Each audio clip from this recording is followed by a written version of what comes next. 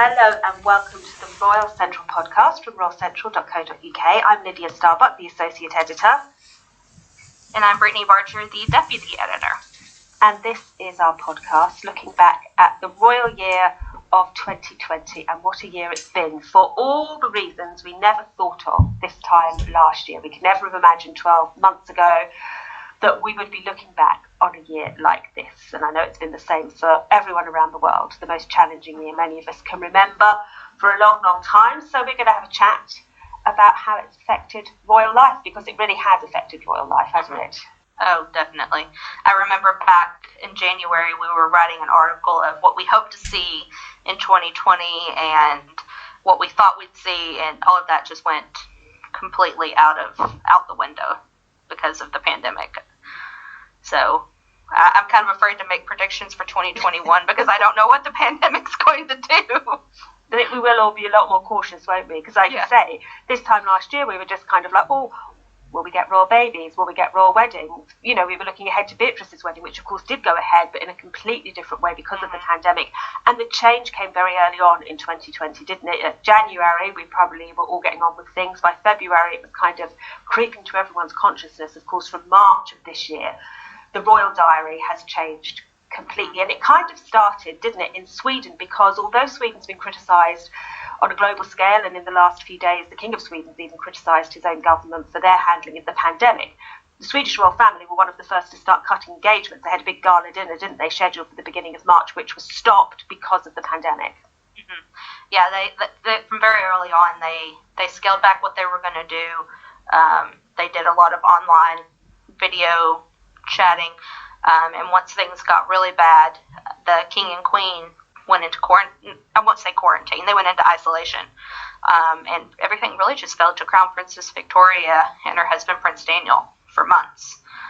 We did see obviously Prince Carl Philip do some things, and then Princess Sophia. She didn't undertake royal duties, but that was because she did something really special and began working at a hospital, which I thought was a very, very nice touch.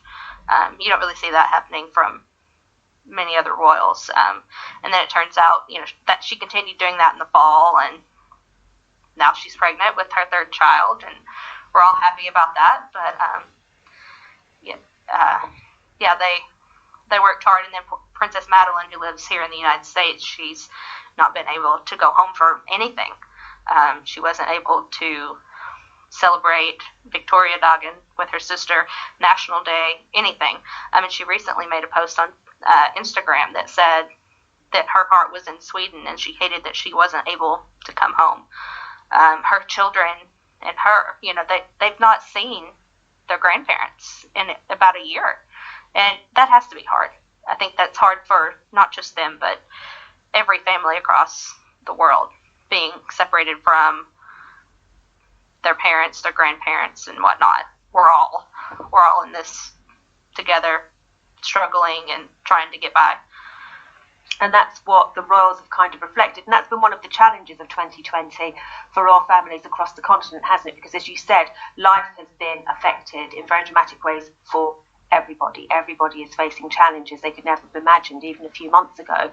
So royalty has to tread quite carefully, doesn't it? Because yes, of course it affects them. And in the last few weeks we've been talking about Christmas plans, and we've heard the Queen's going to spend a quiet Christmas, and the Cambridges might not be able to see parents. Well, they won't now because of the new restrictions that have just come in the UK.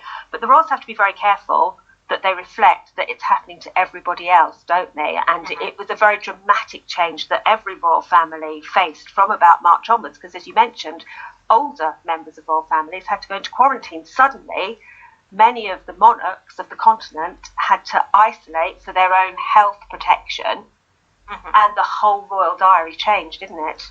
It did. The Queen, as we know, for months was not seen.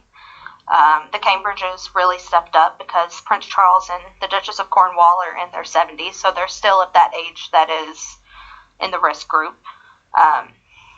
In Norway, King Harold and Queen Sonja have had to go into actual quarantine twice for exposure, so that has left Crown Prince Haakon as the main person, not to mention that Harold had surgery. So Håkon was regent for so long this year. So 2020 has definitely been the year of the heir. It has, yes, because it's put that focus, like you said. King Harold's in his 80s, Queen Margrethe of Denmark turned 80 this year. So again, in another high-risk group, the Queen is 94. She's 94, yes, I just did the sums in my head. She's 94. And then, of course, in Sweden, the King and Queen there are in their 70s. So suddenly that kind of whole, the generation that's been around for decades had no option but to go behind castle doors, and the heirs that were left to pick up the pieces faced a very different royal landscape, because royalty for decades across Europe has relied on being out and about and being seen and doing public engagements, and that had to stop. We weren't allowed to go near anyone, and suddenly they had to change everything and hit the video cameras. Mm-hmm. As the Queen has said, we have to be the Queen or the Queen Mother. You have to be seen to be believed. We have to be seen to be believed. And I think the ones that did outside of mainland Europe, we're looking into to the UK. The Cambridges, I think, did an excellent job. They were some of the first to go onto the video calls. They were giving out food to the carers. They participated in the clap for carers. Like what they did with getting the gifts for the children this year at Christmas for the NHS workers. So I think they've really done a good job and shined and shown people what their potential is going to be one day when they will be on the throne. I think there are some that have been true successes in this, and the Cambridges are those. And then we've had some royal families that have not fared as well, let's say, throughout the pandemics. They've not been as active. Yeah, as visible, because it was such a big change and such a rapid change that actually it required a really quick process of adaptation. And of course, we know royal diaries are planned months in advance. So normally by December, you'd be looking at all your engagements probably up to May or June. You know how the year's going to pan out, and you know through those months that the engagements for the next half of the year will be made. But that was all ripped up virtually overnight, and it's that ability to adapt that's really been put in the spotlight. In Japan, there's been a lot of complaints because they've not adapted. Actually, the emperor will be giving his first televised address on, they believe, New Year's Day. He did not address the Japanese public when the pandemic began, like all of the monarchs did in Europe. He and the empress have undertaken a few video calls, but really they've been invisible. The entire imperial family's been invisible, and there's been a lot of complaints in Japanese media, and rightfully so. I mean, when you see other monarchies in Europe taking to social media and still being active with the people, and you see your monarchy refusing to even get a social media account, you can understand their frustrations. Yeah, it's kind of marrying up the tradition of monarchy with what's expected now, and that's how monarchies adapt and survive, isn't it? They've got to, as you say, be seen to be believed, and if you have an elongated period where you can't be seen, it does have an effect. I mean, we kind of see the same thing in the UK, don't we? Over the last decades, the Queen's cousins, Duke of Kent, Duke of Gloucester, the Duchess of Gloucester, Princess Alexandra, have always done a lot of engagements. Of course, they're all in older age groups, high risk, and they are still doing video conference calls, but you kind of, usually at this point of the year, you'd be looking back and saying, well, Duke of Kent, he usually does a couple of 100 engagements a year, Alexandra, 100 or so. That's all been limited as well, so they slowly fade into the background, don't they? And the question now is, will they come back into the forefront if we get to a situation in the coming year where we can all go out and about a bit more, or is that when we're released from our cages? Whenever that may be. But it has, it's completely changed our life. It's changed everyone's lives, and it's changed the way the royals can be seen and how they can do their job. So should we whiz around Europe, because we've mentioned Japan's not had a great year, and actually this time last year we would have expected them to have had a good 2020, because we've just had the amazing enthronement ceremonies where royalty from around the world are gathered in those amazing tiaras. Gosh, it seems so long ago, doesn't it? How long is it since we've seen a tiara? It's too long. It's been a long time. And then, of course, there was so much hope for the new reign.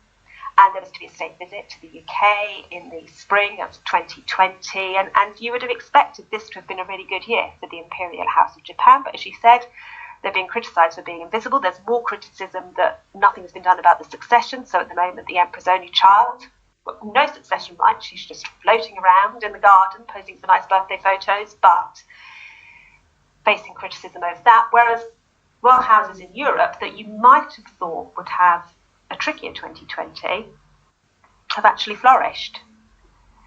Should we start with Belgium? Belgium's had a good 2020, haven't they? For the most part. It's been a mixed bag. For Philippe and Mathilde, it's been good. We'll come to Albert in a minute. that was my initial thought with Delphine. They did get a new princess in the form of Delphine. And two, a Princess Josephine. And then son. So, yeah. Yes, so this is, of course, King Albert finally admitting that he is the natural father of Delphine. Delphine Boel, as we used to call her, she's now Princess Delphine. She has the surname Saxe-Coburg, which I'm still not over. It just sounds so archaic. It's like, could you not find a better surname for her after everything that's happened? But it fits with the family. Mm-hmm. So Delphine, that all happened in the autumn, didn't it? But actually, the way that King Philippe and Queen Mathilde reacted to it kind of underlines what a success story they've become and how they've used their very natural, very easy way with people to the maximum over 2020, because they have had a very good year. They have. They've gone out where they could, undertaken engagements a lot in the healthcare sector.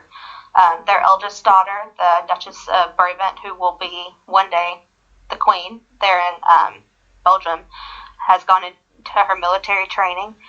They were really good about releasing photos. When she had her graduation, Philippe and Mathilde were there. He was so proud. It was really moving. It was. When he was handing out the berets and he gets to her, you could see it in his face that he was bursting. Yeah, you could tell that he really just wanted to hug her. Yeah. But he was trying to hold it in. And it was a rainy day and everything, but that didn't matter to him. His daughter was graduating. That was all that mattered. But they've done a really good job. They're the only royals, to my knowledge, that have actually visited a COVID ward, which I think is very impressive, that they actually went to a COVID ward to see how the Belgian military is handling the cases, the treatments, and everything like that. So they've really been on the forefront of being out there, being seen. And they also, National Day couldn't take place like it normally would. The palace usually open to where you can go in, tour it. So instead, they had it to where you could tour the palace online. And that was a good way to adapt to 2020 in this situation. So I think they did an excellent job. Yeah, so they've had a good year, and as you said, Princess Elizabeth's had a good year because she's fast becoming a royal star in the making, isn't she? She did so well at her 18th birthday celebrations at the end of 2019, and then her military training and all of the official roles that she's taken on through 2020. She's obviously very confident, very calm, very ready for the royal life that awaits her, and the rest of the family seems very happy. We haven't seen that much of Prince Laurent this year, which is probably always a good thing for King Philippe, although, of course, there have been concerns over the health of his wife, Princess Claire, because there was talk in the summer, wasn't there, that she'd been poorly for a while, but we don't know exactly what's been going on. It was suspected, I think, that it might have been COVID, but that was never confirmed. And then Albert kind of hangs like a shadow over the whole family, which is sad for him in a way, because he was a very good king when he was king of the Belgians. He was praised for his political ability, for his ability to bring a difficult political situation together, and although he was never going to be as popular as his big brother, who he took over from, he had done okay. But since he abdicated, this ongoing fight that he's almost created by himself over the paternity of Princess Delphine has really, it's soured his legacy a huge amount. And of course that all came to fruition this autumn when he'd already admitted paternity, but the court said she's entitled to royal status. Mm-hmm. Yeah. And like you said, he really did it to himself because he was did not want to admit things, but he was forced to. But I do think that once she got the title and everything was settled down, Philippe had that meeting with her, which I thought was a great gesture. Obviously, Albert and Paola met, which was a very nice gesture as well. People have picked at the photo, and we won't go into that. We all have our opinions on the photo. Well, yeah, this is the photo they released, wasn't it? So Albert and Paola welcomed Delphine. We say welcome. They invited Delphine to their home, and there was a photograph, and there was some speculation about whether Queen Paola looked as comfortable as she has looked in other photographs. I have to say, I tip my hat to her. It's a big thing to welcome your husband's child with another woman into your home, and whatever's gone on in the past between all of them, she did that. So I say fair play to Paola, because actually she did that for the good of her royal family. She had to do it. She did it for the good of everybody, and well done to her. Yeah. And then we also found out that Prince Laurent has been in contact with Delphine for years, and that did not surprise anyone. It's just, as soon as you say Laurent, you just want to put your head in your hands and go, what did I now? I read that, and everything makes sense. Yeah. So, yeah. So much sense. I know. There's Laurent. That's one person, as we've said, that it's been quite good not to hear that much about this year, because he never leaves joy in his wake, really, does he? Oh, he's the gift that keeps on giving. He is, in so many ways. So Belgium overall, a good year despite that difficulty, and actually, as we've said, Philippe and Mathilde, they've used their popularity and their ability to reach out to people to actually turn what could have been a very difficult situation into a positive one. And as we end the year, Princess Delphine has now set up her own charitable foundation, hasn't she? And we expect to see her a little bit more over the months and years to come. So we could maybe put that on our predictions list for 2021. We'll see more. National Day. Delphine, yes, she may well be there. Of course, Belgium's National Day is in the summer. It's in July, by which time we hope that we'll have some kind of return to normality. But if we hop across Belgium's border to their neighbours in the Netherlands, that's been more of a mixed bag there, hasn't it? Maybe at the beginning of the year you might have expected, especially Maxima, who has got personality enough for 50 people, to have had another stellar year, but it's been a bit of a tricky one for the Dutch royal family. It has, and it all revolves around COVID and quarantine and restrictions. When they were in Greece, I believe, on a vacation, or holiday, as you all call it there in the UK. They were photographed not abiding by what we would call here in the US the 6 foot rule. I'm not sure how that translates into meters, but it's 2 meters. They keep telling us it's 2 meters. 2 meters. 2 meters, 6 feet. Taking a photo with someone, so they had to come out and apologize for that. And then a few months later, everyone's up in arms again, because the country kind of goes into a lockdown, and the king and queen are on another holiday. Mm-hmm. So then they apologize. They come back. And then it turns out they came back. But supposedly the flight didn't have enough people on it. So they came back, but they left the 2 older daughters, Princess Amalia and Princess Alexia, there on the holiday. They did bring Princess Ariane, I believe, back with them. She's the younger one. But it wasn't a good look. Even if there was a situation where not everyone could fit on the flight, there was another flight coming the next day. That I don't understand why they needed to stay the full week. And I think as well, the question was raised, it's kind of like Amalia turned 17 in December, Alexia was 15 by the time this holiday took place, but actually you've got a 16 and a 15-year-old, as well as Ariane, who is 13. I have to say, as a parent in that situation, I would kind of be, right, I'm taking you 2 home, there's 3 seats, and then Dad will stay with the oldest one, and you get on the next plane. I think that's probably what raised some eyebrows, especially with mums and dads. It's like, I'm not sure I'd be leaving my 16 and 15-year-old by themselves. I mean, no, they're not by themselves, they've got security, they've got staff around them, but it's just, again, not a great look, is it? And when so much comes down to PR, and when you don't have the opportunities to go out and charm people on regular engagements, it suddenly gets escalated. Exactly. Yeah, I think that was a bad look, and they've not really been out and about as much. I think the Netherlands has had a pretty strict rules. and they've done a lot of video calls with Maxima, with her job with as the UN Secretary General's special advocate for inclusive finance, but they've still not been able to go out and about as much as the other monarchs within Europe. So they've not had the opportunity. And with Princess Beatrix, we saw her in August, and then we didn't see her again until December. And of course, she's in that age group, but it was it's been very quiet. I think that's the best way to describe the Netherlands. It's been very quiet. There's not been a lot of news, unless it was some controversial news. So it's been quiet. Quiet. That's a good way of putting it, because like they have been very, very low key, apart from controversial moments, because there was a bit of a row as well, wasn't there, when they announced how much money Amalia would be getting next year when she turns 18, when she has to set up her own office. So they've not had the opportunity to kind of give us a load of positive to outweigh the kind of negatives that have come in, because through the year they've been really good at state visits, haven't they? Usually you'd see them out and about on 2 or 3 state visits. Maxima's wearing all the jewels and some crazy hats, quite possibly all at the same time, but all of that disappears, and suddenly you're just left firefighting, which is kind of where they are as we approach the end of 2020. As we've mentioned, firefighting, I suppose one of the problems the Netherlands has is it's got a very small royal family at the moment, because the girls are still young. It's a similar problem in Spain.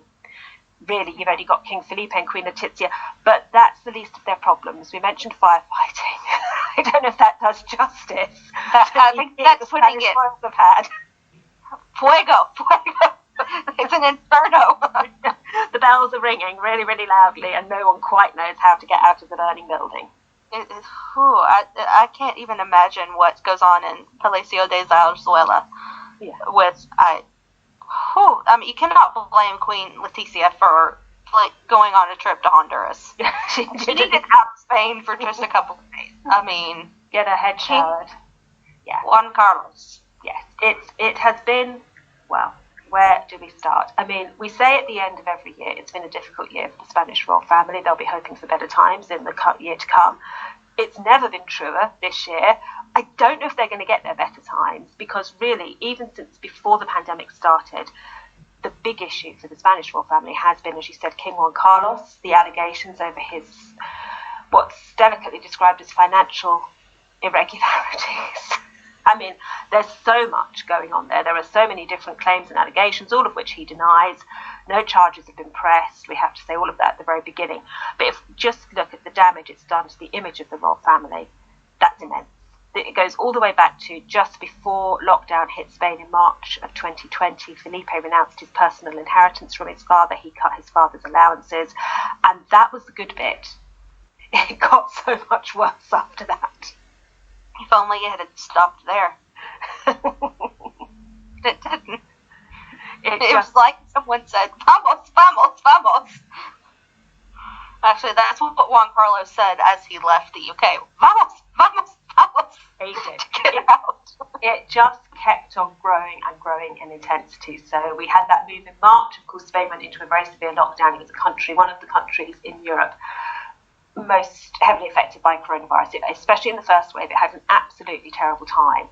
But also, as it emerged from that first wave, there began to be political whispers which turned into a louder clamour for some kind of reform of the monarchy because of the intense scrutiny over Juan Carlos's finances. And then, of course, as you said, at the beginning of August, the news that no one expected at the beginning of 2020, King Juan Carlos, the man who ruled Spain for 4 decades, who almost shaped it in his own image. He's an integral figure in the history of Spain.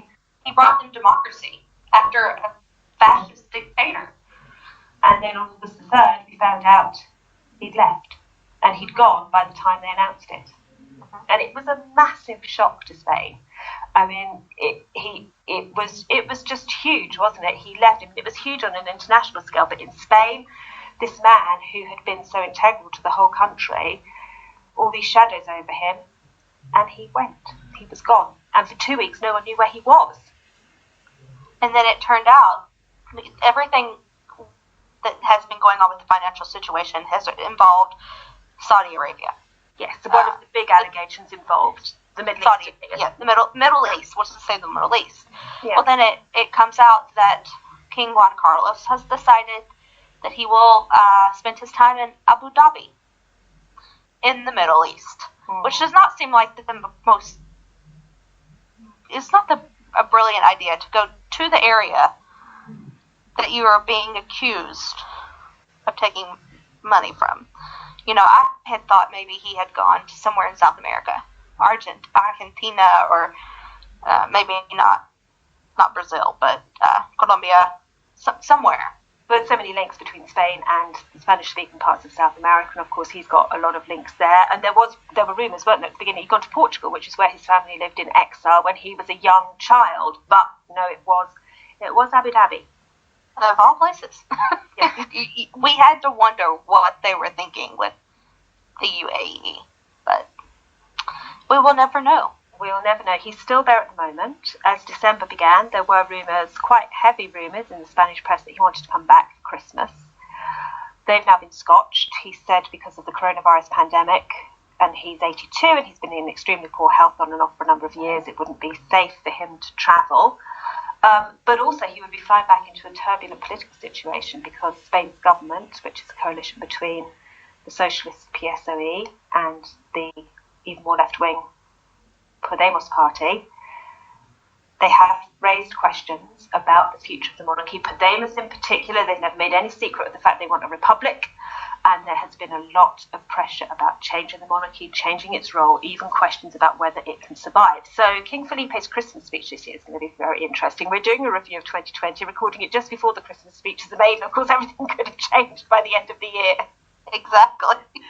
And Lydia will be the one covering this Christmas speech, so I look forward to it. I should be sat there with my mince pie and my cup of tea ready.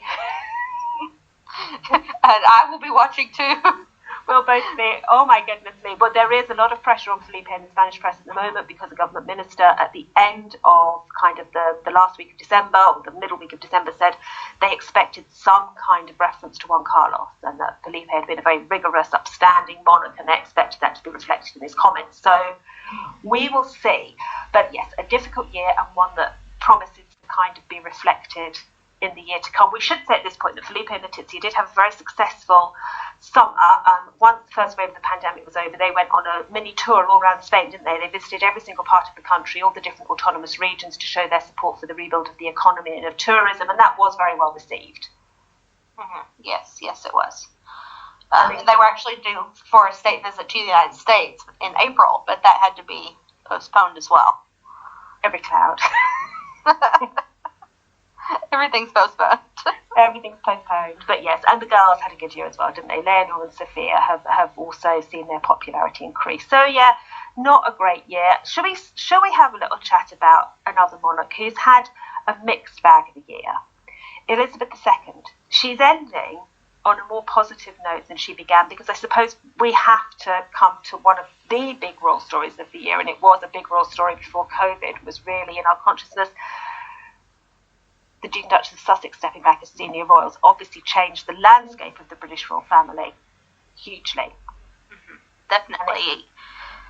With Prince Charles, we have known that he had planned for a slimmed-down monarchy, and that had been thought to be his sons and their spouses. Well, now that's been flipped on its head. Who's going to step in? And we have seen the Earl and Countess of Wessex kind of appear. They're less controversial. Sophie's really never put a foot really out of line, and so they may be the new Fab Four, as they've said, because the Yorks are not. Well, the Duke of York he won't We're be never doing going to any. see Andrew again, are we? I mean, let's face it. Again, it's not been a great year for Andrew, of his own making. Mm-hmm. In November of 2019, he gave that disastrous interview trying to clear up the accusations that hovered around him because of his relationship with Jeffrey Epstein. It just made everything a lot worse. And of course, this year we've seen Ghislaine Maxwell arrested, and it's obviously that controversy continues. Andrew's gone really into hiding. He lives somewhere on the Windsor estate. We just see grainy pictures of him through a car screen car windscreen as he drives in and out.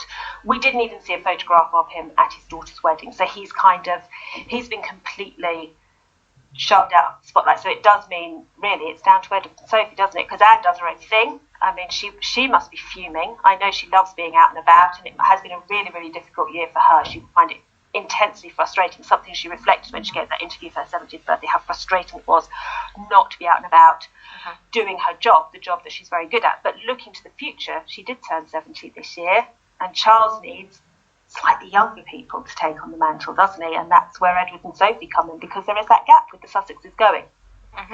And we've had discussions as well of Princess Eugenie has, obviously the great news that she's expecting her first child, but she has was named the royal patron of an organization, and that made people start wondering, is she going to be a working royal? Is her uncle going to bring her into the fold as a younger face, and maybe her sister too, to kind of take up the roles that it's lost from their father, the Duke and Duchess of Sussex, and the elder royals that, as we were saying earlier, the Kents, Princess Alexandra, who used to be a Kent, all of them, kind of fading into the background.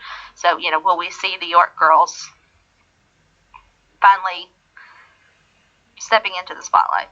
Because it's a pressing question that's been left open, and it's one that's going to occupy the royal family, the British royal family, for the next year or so, because we know the Sussexes won't be coming back as senior members of the royal family. At some point in early 2021, we're expecting a review of what was called the Sandringham Summit, because of course it seems an eternity ago, doesn't it? But in January, this was the big royal story. They made that announcement like just about 10 to 6 after a really busy royal day, I think. I remember messaging everyone going, really? Now? Just because we've just done so much. We'll just keep on doing it.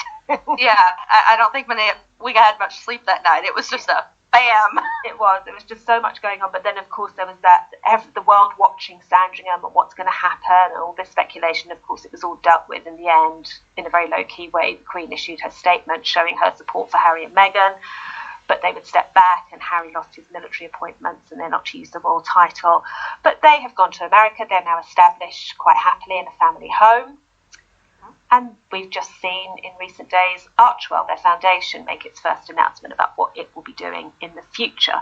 So the dust is settling, but of course it does leave many questions. And you mentioned Beatrice. Of course, it was meant to be a glorious year for Beatrice. She was going to have a big royal wedding at St James's Palace and a reception at Buckingham Palace, all cancelled because of COVID. And then she went and pulled a great big surprise. She managed to organise a royal wedding without any of us knowing until it happened. But it was a lovely wedding. It was. I'm glad that she was able to have her special day, even though COVID has, like we've said over and over, has made everything different. And I love that she had a big tiara. So we'd have had a tiara. It's just our one tiara this year. But I love that she wore the same one that the Queen wore at her wedding. I thought that was a really sentimental touch. And it was private, low-key, but fitting for the times that everybody's been going through. And I thought you could feel the Queen's hand on that wedding, because the Queen is obviously the longest ruling monarch in British history. She knows how to do the job, and actually she turned what was a very small wedding in a country church into a royal affair by, like you say, sharing the tiara. She gave Beatrice one of her vintage gowns to be converted into her wedding dress. The official photo was Beatrice with the Queen. And so the Queen gave it that royal boost, didn't she? Andrew, nowhere to be seen. Fergie, nowhere to be seen. We know they were there. This was about the Queen and her granddaughter. And the pride that she had for her granddaughter. Which was the boost that Beatrice needed, because obviously whatever her father is involved in, this ongoing situation, it's not her fault, it's not Eugenie's fault. As you said, Eugenie's got great expectations of her own, a new baby arriving in the new year, and we ended 2021 with some more baby news. Sadly, the Duke and Duchess of Sussex lost the child they were expecting, and there was a huge outpouring of sympathy for both of them, understandably, because it was a very difficult situation and one that they tried to share to help other people, and I think that support was appreciated by many in similar situations. And then, just as 2020 was coming to an end, we found out that Zara, who has experienced miscarriage herself in the past, will become a parent again, because her two daughters will get a little sister or brother, and Micah said he wants a boy, though I'm sure he'll be quite happy with a girl, though he is outnumbered.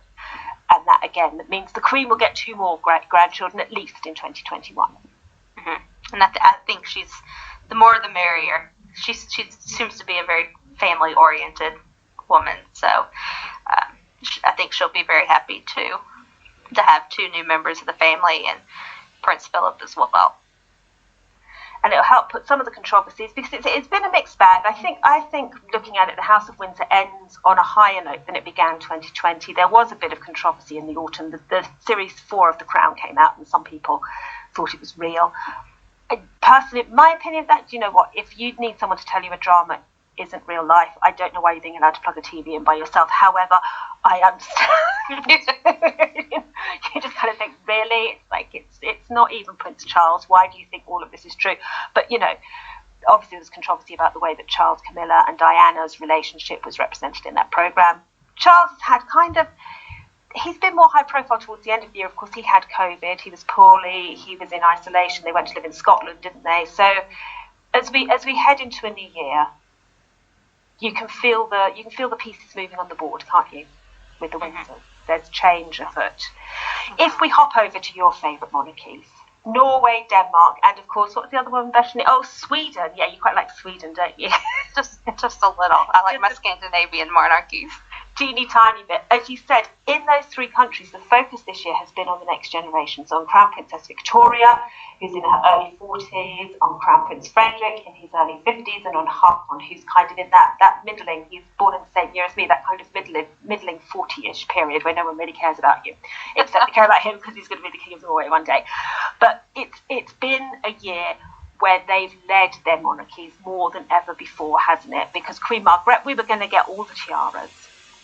In April. We're all looking forward to that. She celebrated her 80th birthday in April. In the end, it was very low-key and very discreet. We had some nice official photographs of her with Frederick and with his son Christian. And it's why you've got to love Queen Margaret. On her birthday, she appeared in her dressing gown as her staff sang happy birthday to her. It's like the Queen of Denmark is just quite possibly the coolest monarch in the world because she does things like that. But Frederick had to step in a lot for Margaret because she just couldn't be out and about at the age of 80. And as you mentioned, with Haakon and with Victoria, in Scandinavia, it really is the next generation coming to the fore more than ever before. Definitely. And I think that the most apparent place that has been Norway because of Harold's illnesses. He's not been in the best of health this year. Norway actually did have a state visit. They did travel to Jordan right before everything hit the fan with COVID, which was a great visit. They were with the King and Queen of Jordan. They saw the baptism site of Jesus, and then they came back, and it was announced they had to go into isolation because of rules in Norway if you had traveled outside the country. And so they had that situation, and then Haakon was undertaking engagements. And during that time, he was there with the Council of State in person while his father would call in on the phone. Well, at the same time, not long afterwards, King Harold has a heart procedure, and he's out of commission for a while. So Haakon is... Yeah, that was most of the autumn, wasn't it? Because Harold suddenly was taken to hospital in September, and we didn't know what was going on with him for a couple of days, did we? And then, yeah, really from September to the beginning of November, he was out of action. So it has been Haakon.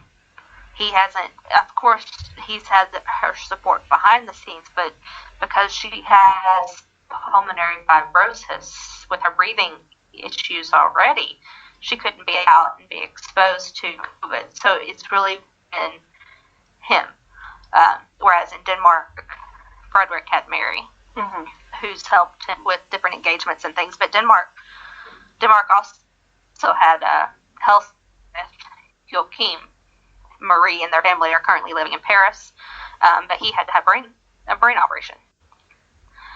So that was a scare for all of them. Frederick flew to France to visit his brother. I'm sure he did that as Marguerite could not due to health reasons and traveling. And then, of course, Prince Christian was diagnosed with COVID not too long ago. It appeared that he was asymptomatic. The rest of the family did not test positive. They just released their yearly Christmas greetings that we have on the site. So it's been a good year overall for both Norway and Denmark. And then in Sweden, it's been a great year, as we were talking about at the beginning, with yes, the Nobels have been canceled, so we didn't get the big gala dinners. We didn't get the National Day. But still, they found ways to still be out and about, with Victoria giving a tour of the castle or the Stockholm Palace on National Day for everyone. So I think, they've done the Scandinavian monarchies. It's been a success for all three. It has, hasn't it? They've had a successful year. Shall we finish with perhaps the most successful royal moment of 2020, the birth of a future monarch in Luxembourg? Because for years and years and years, the heir to the throne, Guillaume, and his wife Stephanie have faced questions. When are you going to start a family? And in May this year, they welcomed their son, little Prince Charles, and they have been fantastic at sharing his early months, haven't they? We feel like we've lived them with Charles, who is the most gorgeous, adorable little happy pumpkin of a baby. But it's dynastically important, because the succession in the direct line is now secure in Luxembourg, but it's just been a supremely happy time for a very popular couple. I think when his birth was announced and Guillaume came out and he gave an address to the press in Luxembourgish French and then in English, he was so happy. I've never seen somebody so happy.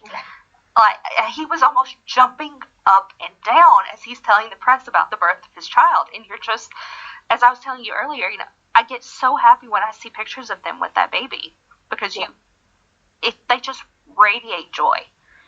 Like, that baby is so loved. And I'm not saying that other royal babies are not loved, because they most definitely are. But it's just, you can tell that he was a baby that has been longed for. Yes. And that they are just so thankful that he is here and he is healthy. And I think that's what makes it so special. It really does, doesn't it? It's been a very, very special year for the Luxembourg royal family. Of course, they'd faced their difficulties, and 2019 had been a hard year for them, and some of that controversies continue to follow them around. The Waringo report, obviously questions about behaviour at the royal court, and changes are still going on at the top level. Of course, Luxembourg is ruled by Grand Duke Henri. His wife, Grand Duchess Maria Theresa, some of her actions have been questioned in quite a public way. They've had a much lower key role this year. We haven't really seen that much of them, if we're honest, and that is perhaps surprising, given that Henri marked the 20th anniversary of his reign in October of this year. It's a jubilee, of course, a jubilee that's taking place in challenging circumstances, but the face of the Luxembourg royal family has been Guillaume, Stephanie, and baby Charles.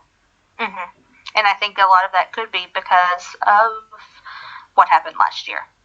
They're really trying to put the focus on the future, and I think that's a safe way to go. Everyone loves the birth of a baby, to see such a happy family, and so I think that's been a smart play by the Grand Ducal Court, a very smart play, and no one has minded it. Everyone has enjoyed. Exactly, and it just shows what we were talking about right at the very beginning. Like you said, you have to be seen to be believed, and actually sending us potty in a happy way with these endless gorgeous photographs of a new royal baby has worked wonders, hasn't it? Because it's changing the narrative. As you said, the future is now this young family, and who knows what we will see in 2021. We'll cover it all on royalcentral.co.uk, along with all the Christmas speeches, which may or may not change things. Just be quiet in Spain. We've recorded a podcast now. Don't do anything too revolutionary. We'll be keeping a very close eye on all of that, and you'll find all of it on the site and on our Instagram, which is royal.central. There's always plenty of royal content on there as well. We'll have more podcasts for you in 2021, but in the meantime, thank you for listening to this one, and happy Christmas. Thank you. Merry Christmas and happy, healthy New Year.